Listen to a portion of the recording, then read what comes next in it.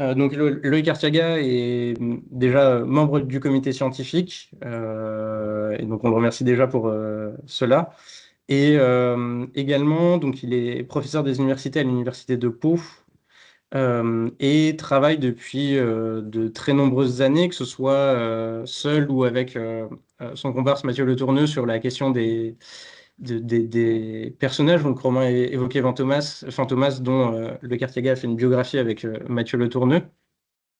Et plus récemment, Loïc a également signé une biographie de Rocky comme une biographie des États-Unis. Donc cette notion, encore une fois, de prendre un personnage fictionnel pour en faire la biographie d'un pays et également de son histoire, de son rapport au sport. Et pour toutes ces raisons et ses travaux plus généraux aussi sur les fictions, parce que j'ai une première carrière déjà aussi sur la littérature, même si c'était pas forcément dans le registre de la fiction historique. Nous l'avons sollicité pour cette conférence sur les récits imaginaires et les imaginaires médiatiques. Donc, je lui laisse la parole. Merci beaucoup. Non, merci beaucoup de cette invitation. Je suis en fait ravi, mais vraiment d'être avec vous aujourd'hui, parce que je n'avais pas le plaisir et le privilège de connaître l'Université de Metz. Je connaissais le CREM de loin, donc voilà, j'ai longtemps lu les travaux des différents chercheurs. Donc merci à Victor, à Romain, à Julien aussi pour cette invitation à vous parler de l'histoire des imaginaires médiatiques. Et puis, j'espère que vous serez nombreux à venir jeter un œil à Rocky 4 dans une configuration un peu inédite, puisque c'est le Director's Cut de 2021. Je vous demande de venir le plus nombreux possible parce que je fais souvent des présentations au cinéma et c'est toujours des moments un peu bizarres en fait, puisque voilà, vous l'avez compris, le discours sur Rocky n'est pas spécialement un discours laudateur quoi, sur la figure et je me retrouve toujours voilà, euh, avec pas mal de fans hardcore de Rocky qui comprennent pas très bien la nécessité de déconstruire. Donc bon, voilà, venez quoi, hein. Bref, donc pour une histoire des imaginaires médiatiques, je m'excuse d'utiliser une formulation qui est vraiment usée jusqu'à la corde en fait, hein. Pour une histoire j'ai cherché dans mon Zotero, pour une histoire du don, pour une histoire restreinte des mentalités, pour une histoire de la sécurité alimentaire, pour une histoire de calcul graphique, voilà, etc., etc. Euh, et je me suis demandé dans le train, long, hein, comme vous l'avez compris, si faire une histoire des imaginaires médiatiques, voir l'histoire des personnages de fiction, était vraiment un jeu qui valait la chandelle. Est-ce qu'il n'y a pas des urgences historiographiques un peu plus grandes, le climat, les questions liées aux inégalités, les rapports de domination? Et puis, est-ce seulement possible de proposer une histoire de ces imaginaires médiatiques? À vrai dire, ça veut dire entreprendre l'étude de vastes continents, pour beaucoup engloutis, partiellement ou quasiment intégralement. Je pense aux romans populaires du 19e siècle, mais aussi à des formes plus contemporaines, les sérials du début du 20e siècle, un certain nombre de jeux vidéo aussi des années 80-90. Et puis, travailler sur ces imaginaires médiatiques, est-ce que cela soulève vraiment des questions nouvelles? En réalité, nous héritons d'une longue et passionnante bibliographie sur les rapports entre fiction et réalité. Du côté des historiens, cette question aussi des imaginaires a été très largement travaillée, c'est vraiment tout sauf un inédit, hein. Et d'ailleurs, cette question des rapports entre histoire et fiction se traduit dans la profession par une gamme d'attitudes, indifférence pour beaucoup de collègues, méfiance pour l'essentiel, mais surtout ce que j'appellerais une forme d'impouvoir. Est-ce vraiment aux historiens de travailler sur les fictions? Est-ce qu'il n'y a pas de meilleurs spécialistes finalement que les historiens pour travailler sur ces objets? Et dans la plupart des cas, nos collègues s'en tiennent à la ligne de conduite fixée par Christophe Pommienne dans un article qui a fait date, Histoire et fiction, publié dans Le Débat en 1989. Point d'histoire sans la conscience d'une frontière entre le royaume de la réalité et celui où c'est la fiction qui exerce la plénitude du pouvoir. Il suffirait en effet qu'elle s'effaçât pour que l'histoire, expropriée de son identité, se voie annexée au rang d'une province subalterne à l'empire des belles lettres. Les résultats en seraient déplorables. pour tout le monde. Bon, faut-il vraiment continuer cette conférence? Faut-il vraiment tenir ce colloque? Je vous aurais vraiment averti voilà, d'un certain nombre de warnings là, que j'active pour vous depuis 5 minutes. J'ajouterais que le médiatique a, chez les historiens, plutôt mauvaise presse, même chez les historiens du culturel. Roger Chartier en récuse l'usage en raison de l'ambiguïté du terme, qu'il juge trop courant. Il en relativise la pertinence heuristique, considérant que si le médiatique ne met en jeu que l'élargissement de la circulation des objets, alors des configurations comme celle du théâtre élisabétain, c'est l'exemple sur lequel s'appuie Chartier, peuvent aussi bien être considérés comme participant d'un phénomène médiatique, dès lors dénué de toute historicité solide.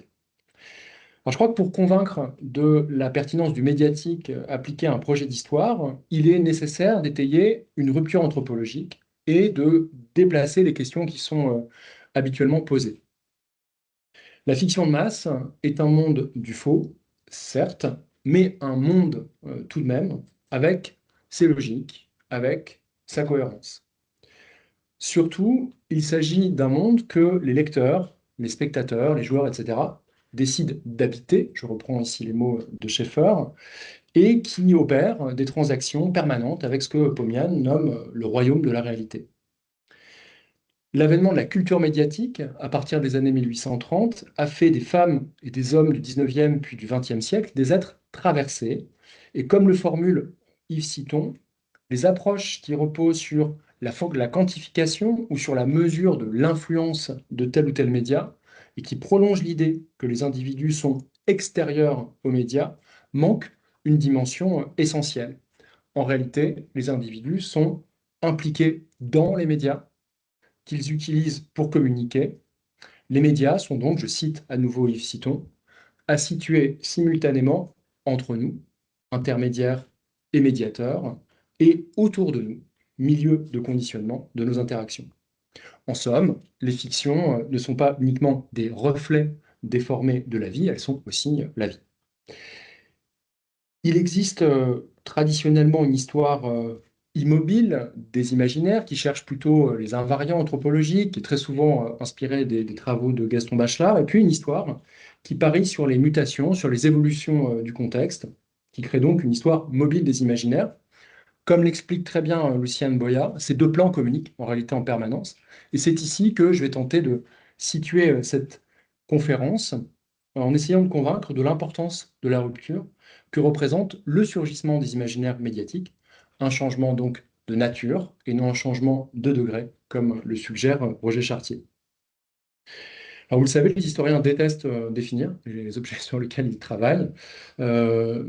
Je propose de considérer les imaginaires médiatiques comme une collection d'images sensibles produites par les industries culturelles, imbriquées dans une réalité historique tangible et qui se présentent sous des formes plus ou moins sophistiquées, plus ou moins formalisées, plus ou moins abouties.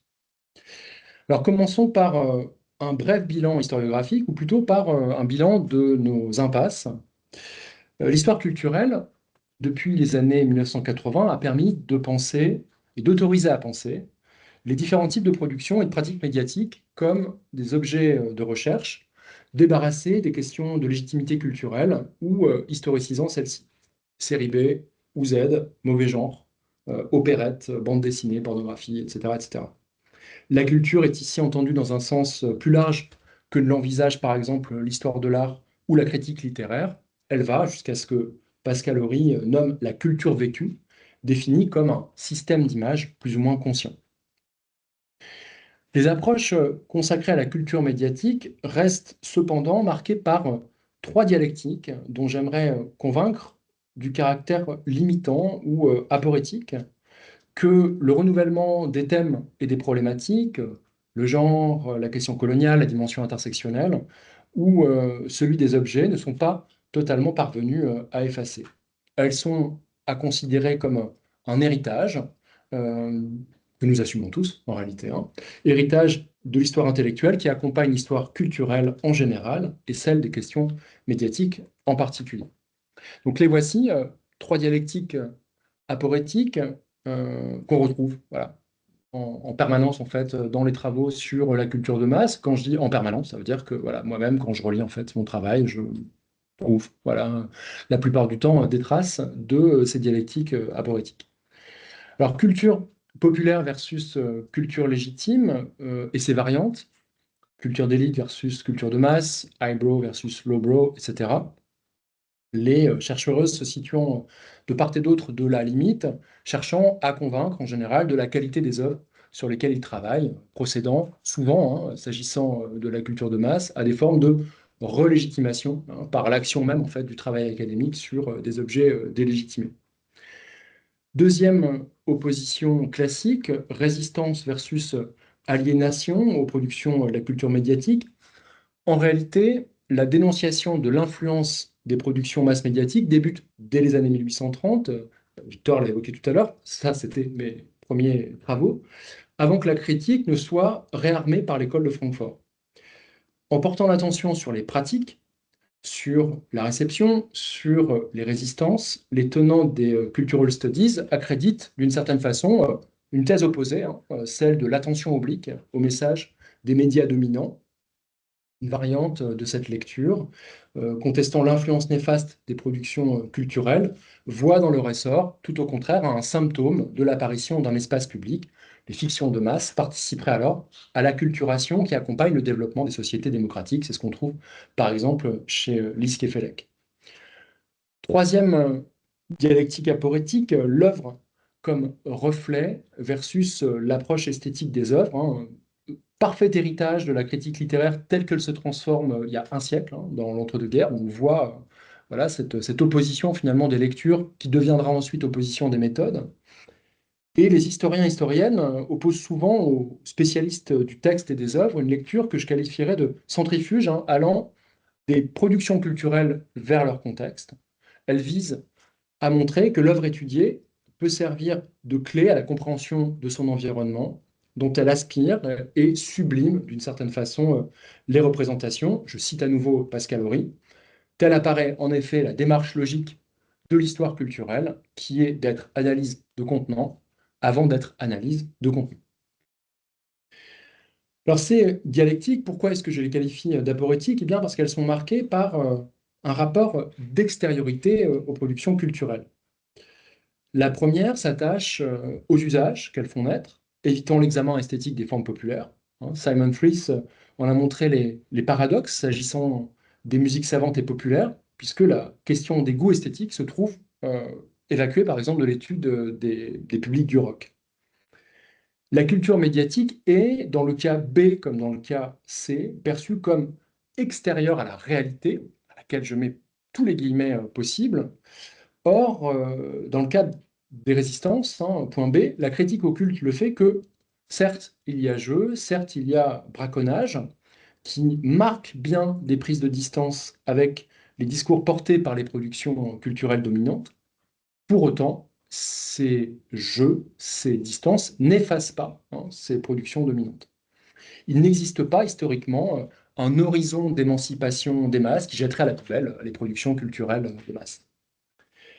Ajoutons que les outils classiques pour saisir les œuvres sont peu ajustés, c'est le moins qu'on puisse dire, au caractère résolument plastique des objets médiatiques, faits de reprises, de jeux d'écho, mais aussi de formatage, reformatage constant en fonction des contextes de circulation.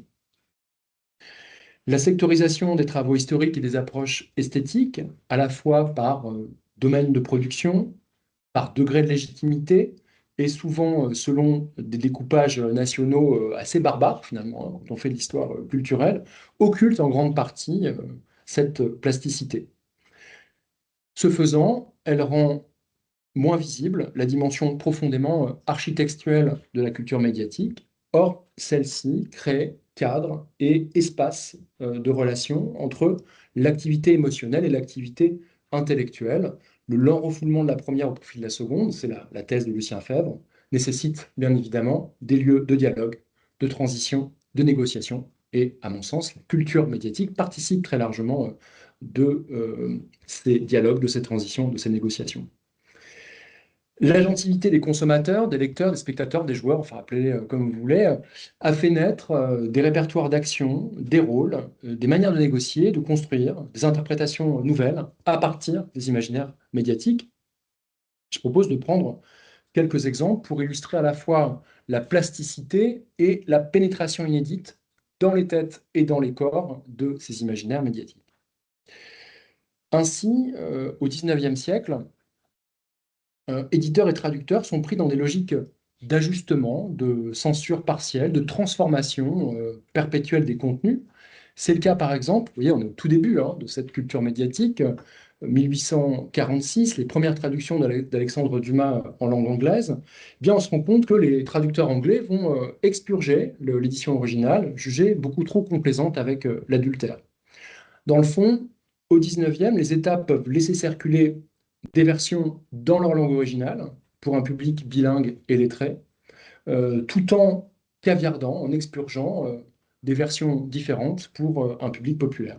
C'est le cas par exemple en Allemagne, où après 1848 et l'abolition de la censure, une large part des traducteurs jouent le rôle de gatekeepers et se conforment en réalité au goût du lectorat bourgeois. Les réécritures vont permettre des circulations transclasses dans une même société, c'est-à-dire qu'on a le sentiment que c'est le même texte, et puis en réalité, il s'ajuste déjà de manière extrêmement fine, en fait, à son lectorat, à son public. C'est le cas, par exemple, des Sept Frères d'Alexis Kivy, qui est un des premiers chefs-d'œuvre de la littérature en finnois, et qui, en 1891, est abrégé pour être lu par tous les publics. Alors, abrégé, ça ne veut pas dire simplement qu'on le traduit dans une langue qui va être plus fluide, plus facile, avec un chapitrage plus léger. Ça veut dire aussi qu'on délaisse la version d'origine de ces chapitres les plus gothiques ou de ceux qui sont jugés problématiques parce qu'ils narrent la fabrication d'alcool à l'alambic. Alors, cette plasticité des fictions constitue leur principale qualité marquante. Elle est au service de l'expansion des œuvres, qui se plient donc aux contraintes formelles du marché et qui gagnent des publics nouveaux. Les fictions de grande consommation s'élaborent ainsi à l'inverse des logiques d'un champ littéraire qui tend au contraire à éliminer une grande masse de production pour constituer un canon de texte stable, aux formes définitives. Leur histoire enseigne la multiplicité des productions culturelles conditionnées par les formats dominants d'une époque. Autre exemple, lorsque Arthur Conan Doyle déploie la poétique holmésienne dans une série de courtes histoires, que fait-il? Bien, en réalité, il s'ajuste au format des magazines mensuels qui achètent ces histoires au Royaume-Uni et aux États-Unis. Son univers se révèle suffisamment souple et plastique pour que Ciudad Scarlett 1887 connaisse une soixantaine de suites et qu'en 3 ans, Doyle soit traduit dans la plupart des pays européens, tandis qu'apparaissent des adaptations au théâtre, puis au cinéma, vous les avez derrière moi, des aventures du détective. Les premiers membres des associations holmésiennes se rassemblent autour de l'idée de l'existence du personnage et de celle, parallèle, de Conan Doyle, considéré non pas comme un auteur, mais bien comme l'agent littéraire de Watson. On saisit ici toute la finesse du jeu qui s'instaure entre une œuvre populaire plastique et son ou ses publics, la distance ironique prise volontairement ou pas d'ailleurs avec le réel. Les avant-gardes, réunis dans la Société des Amis de Fantomas, et qui, dans les années 1910, ornent les murs de Montmartre de main sanglante, ne sont pas les seuls à faire surgir la fiction dans un univers familier, puisque cette activité occupe des pans de plus en plus larges des sociétés contemporaines, jusqu'à susciter, jusqu'à susciter des compétitions de sabre laser, j'ai pris ça, à Metz. Vous êtes la capitale française du combat au sabre laser. Alors, c'était pas tout à fait l'image que j'avais choisie. Moi, je suis désolé, j'ai pas envoyé la bonne version. J'avais mis une image de Star Wars qui était à peu près similaire, en fait, voilà, euh, à, à cette, euh, à cette mise en scène à la fois tout à fait ludique et parfaitement sérieuse, quoi. Alors, dans l'histoire biséculaire de la culture médiatique, tout a commencé par des paniques morales bien connues, bien documentées, qui repose d'abord sur le fantasme des risques liés à la lecture. Alors, je l'ai travaillé moi pour les années 1830-1840. Elle est évidemment connu autour de voilà, l'épisode du bovarisme, hein. Le terme arrive extrêmement tôt, en fait, hein. Bovarisme, c'est utilisé dans un ouvrage dès 1892. Et donc, il y a voilà, cette idée qui s'instaure d'une influence délétère des fictions dans le rapport au réel. Mais je crois qu'il faut aller au-delà de ces premières paniques morales et comprendre dans le même temps la volonté d'exploration que cette rupture a pu susciter du côté de la psychanalyse, puis chez les surréalistes, cette idée que peuvent cohabiter chez les individus plusieurs consciences, hein. On peut, comme le jeune homme derrière moi, sans doute s'imaginer tout autant en padawan qu'en, j'en sais rien, moi, étudiant de licence de mathématiques, quoi, à l'université de Metz. C'est pas contradictoire, hein. Le premier à le dire de manière positive, je crois que c'est André Breton, dans ce texte consacré au chant de Maldoror. Il dit ceci: de l'unité de corps, on s'est beaucoup trop pressé de conclure à l'unité d'âme, alors que nous abritons peut-être plusieurs consciences et que le vote de celle-ci est fort capable de mettre chez nous deux idées opposées en ballottage. Alors ramenons ces considérations à notre sujet. Les fictions de grande consommation ne sont pas uniquement marquées par des changements des modes de production et par une délégation de la fabrique des imaginaires aux industries. Elles changent aussi, et sans doute surtout, le rapport des individus au récit et à la fiction. Avec le roman, naît à la fin du XVIIIe siècle une nouvelle façon de dire et de percevoir le monde, mais tout autant de participer à la construction de ces récits et d'être traversé par eux. De nombreux consommateurs, lecteurs, spectateurs, joueurs, etc., ont connu des pratiques suffisamment intensives des fictions de grande consommation pour devenir, par exemple, des spécialistes du monde de San Antonio et de ses milliers de néologismes, j'en connais quelques-uns, parce que j'ai travaillé sur San Antonio, ou d'adopter la langue fictive du Klingon, hein, inspirée de l'univers de Star Trek. Cet investissement ne repose pas uniquement sur un rapport ludique à la fiction, il est le signe d'une anthologie du multiple, de sujets pluriels, dirait Bernard Lahire, chez qui cohabitent des dispositions sociales hétérogènes, mais aussi d'individus chez qui les possibles de l'émancipation autorisent à imaginer et à se projeter dans d'autres mondes possibles, quitte à investir des univers parfaitement fictifs.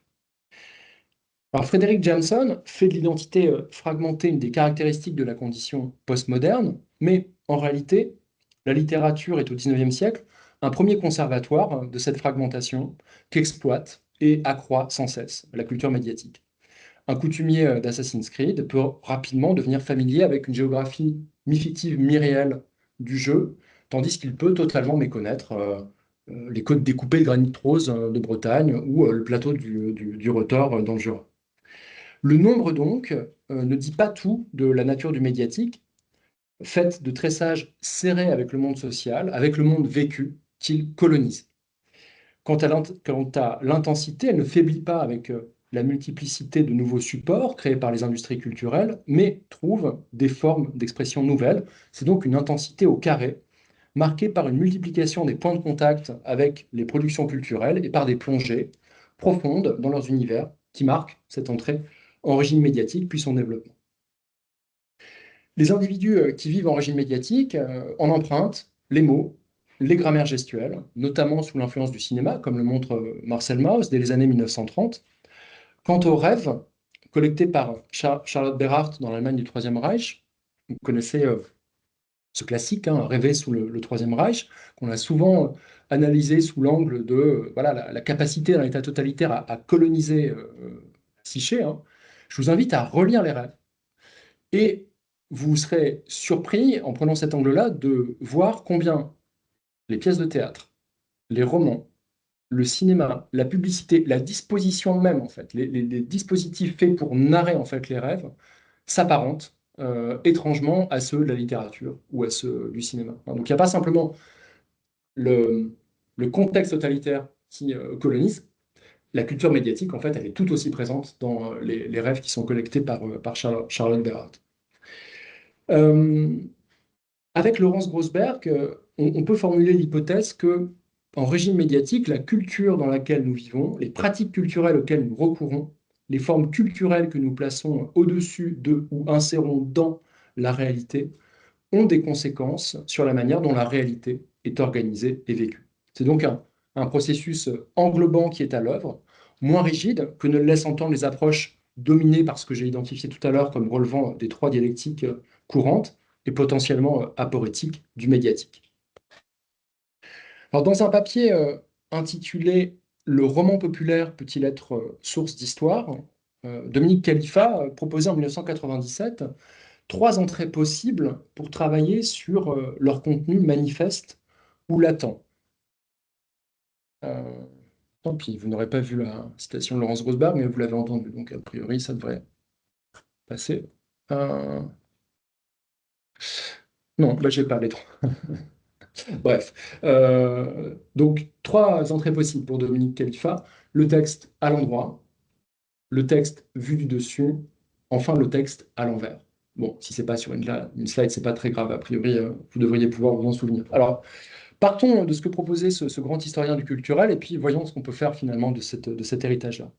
Bon, le roman, enfin le texte à l'endroit, le roman populaire à l'endroit, mais vous comprenez que la formule peut s'appliquer de manière vraiment très facile en fait à l'ensemble des productions médiatiques. Pourquoi à l'endroit? Parce qu'il existe des relations objectives, documentaires entre fiction et réalité. L'imaginaire médiatique apparaît alors comme le réceptacle d'attitudes, de lieux, de langage qui documente ce que Pérec appelait l'infraordinaire. Un exemple parmi vraiment des milliers d'autres. J'ai mis à la volée quelques photogrammes pris dans la filmographie de Jean Gabin, quelque part entre le milieu des années 30 et celui des années 1950, pour illustrer la prolifération. Vous savez, vous avez tous ces images en tête, hein, ces films où Jean Gabin est un troquet, quoi, hein. Soit il est derrière le comptoir, soit il est devant le comptoir. Il n'y a pratiquement pas un film, en fait, hein, avec Jean Gabin où on n'a pas accès à cette scène euh, qui renvoie sans doute à la fois à ben voilà, une réalité sociale qu'on a perdue, mais aussi à des archétypes du genre, hein, puisque la scène, la scène de troquet, la scène de bar, on la trouve aussi abondamment, et sans doute tout aussi abondamment, dans la littérature populaire de la fin du 19e siècle. Deuxième mouvement proposé par Dominique Khalifa, le texte vu du dessus, autrement dit à travers l'évolution des genres. Donc on se détache de la singularité de l'œuvre. Les personnages sont saisis comme des archétypes. Vu du dessus, ça veut dire aussi vu à partir des conjonctures sociales. Et puis enfin, le texte à l'envers. Le texte à l'envers, c'est celui qui s'intéresse aux non-dits, qui s'intéresse aux frustrations, dont peut témoigner une œuvre de grande consommation. Je vous propose ici une lecture à l'envers. Vous voyez que j'ai pris vraiment la liberté de me promener allègrement dans tout l'héritage de la pop culture, quoi, hein, de Gabin jusqu'à Superman.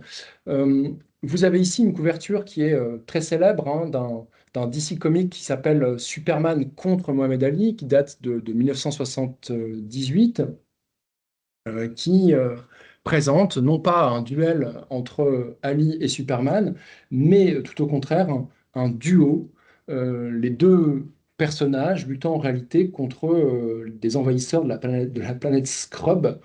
Euh, alors, qu'est-ce qui se passe ici? Eh bien, DC Comics, on le sait, a échoué à l'époque à mettre en avant des figures de héros racisés. Donc, bah, on convoque une figure, voilà, lestée du réel, quoi, hein. C'est Mohamed Ali. Et dans le même temps, on en assagit totalement la figure. Vous le voyez ici, hein, Superman, we are the greatest, hein, détournement de la véritable phrase répétée par Ali depuis les années 1960, I am the greatest, hein, autrement dit, moi, hein, le champion africain-américain, c'est moi qui suis le greatest. Et dans une forme d'inversion, c'est Superman, hein, qui est un terrien naturalisé, qui doit prouver son humanité au boxeur. Et c'est l'humanité entière, hein, sans distinction de race, qui est menacée ici d'esclavage par une force extraterrestre. Vous voyez comment finalement voilà, toute la charge politique, hein, de la figure d'Ali en 78 est littéralement vidée de son sens, hein, dans cette bande dessinée de 1978, effaçant dans le même mouvement le véritable grand combat du siècle, qui n'est pas Superman versus Ali, hein, qui est pardon, Mohamed Ali contre George Foreman, 4 ans plus tôt, hein. Euh, et vous voyez sur la dernière figure, euh, Superman arracher voilà, un masque qui montre que derrière une fausse identité noire, ici il y a Superman, donc Superman endosse toutes les identités raciales à la fois en même temps et en absorbe d'une certaine façon la puissance symbolique. Alors, il faut voir, je pense, dans ces trois propositions de Dominique Khalifa, mais surtout dans la dernière, hein, cette idée d'un d'un texte pris à l'envers, un- une forme de tropisme historiographique à voir les imaginaires médiatiques comme le réceptacle des passions, des émotions, des entreprises de propagande. Mais je pense qu'il faut aussi y voir là un premier viatique pour des approches qui, ces dernières années, ont nourri tout à la fois une histoire matérielle et industrielle de la culture de masse, qui a par exemple montré toute son efficacité pour l'histoire de l'édition. Je pense à Jean-Yves Mollier, dans celle de la télévision, Isabelle Gaillard. Enfin voilà, je ne vais pas même dropper à l'infini, mais ça fonctionne assez bien. Une histoire politique, celle des dispositifs d'encadrement. Une histoire professionnelle et sociale, hein, avec un travail aujourd'hui qui se porte sur les figures intermédiaires, je pense notamment aux travaux sur les agents littéraires, et puis une histoire de la circulation et des réceptions des œuvres, ainsi que de leur impact dans le temps, jusqu'au modelage des exercices corporels. Mais une histoire qui, dans le fond, se situe toujours en périphérie des œuvres. Il reste donc, pour terminer le travail, comme pourrait le dire Jason Statham, à entrer dans ces imaginaires et à accomplir une forme d'histoire immersive qui ne soit pas coupée de ses apports, qui reste sensible au contexte de production et de réception, nécessaire pour comprendre et pour historiciser ces mondes imaginaires. Alors, immersive, il me semble, peut s'entendre à plusieurs degrés et sans doute comprendre plusieurs formes. Je pense que le travail embarqué, celui qu'a fait Philippe Le Guen, par exemple, sur le plateau de Julie Lescaut, ou celui qu'a pu faire Marjolaine sur un village français, s'apparente à une forme d'immersion. Être aux prises avec les univers médiatiques, quitte à en changer la visée, hein, comme le fait Romain en scolarisant Assassin's Creed, pour moi, c'est aussi une forme d'immersion. Vous voyez, il y a cette idée que le travail du chercheur va venir modifier, enfin sa présence même modifie finalement l'objet sur lequel il travaille. Embarqué, ça fonctionne aussi avec l'important travail d'enquête que font aujourd'hui de jeunes chercheuses comme Lucie Amir ou Flavie Fallet, que vous connaissez, hein, qui travaillent sur les jeux vidéo. Embarqué, c'est aussi tenter le pari de prendre au sérieux l'univers d'une fiction et d'étudier ses points de contact avec le réel, comme je l'ai fait pour Rocky, opérant une collecte et une critique non pas de sources, mais d'artefacts de sources, avec les mêmes contraintes et les mêmes libertés que dans le réel, guidés par des sujets, guidés par des choix théoriques et herméneutiques particuliers. Une enquête peut reposer sur des questionnements sociaux et par exemple s'attacher aux personnages secondaires, à ceux qui sont en situation de domination, à traquer leurs textes cachés, pour parler comme Scott, bref, à s'affranchir de l'ordre narratif, qui à mon avis est le pire piège pour les historiens.